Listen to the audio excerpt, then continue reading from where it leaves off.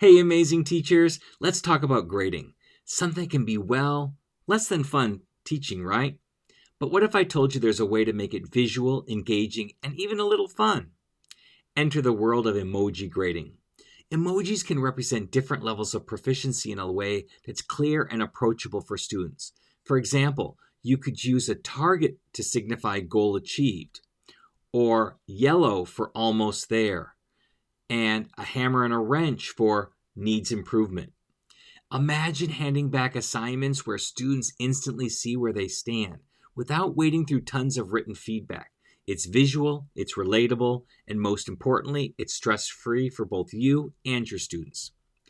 Here's how you can implement this right now. Start by identifying 3 to 4 key emojis that align with your proficiency level. Let's say you're grading a Spanish speaking activity. Use a star for fully proficient, or green for partially proficient, and construction zone for still developing. Add these emojis directly to their work or in a digital comment.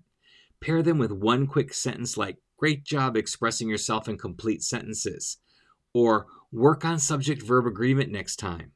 You'll save time and help students understand where they are in seconds.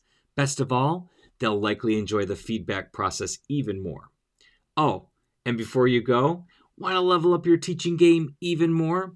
Join us for the Comprehended 2025 conference starting this February.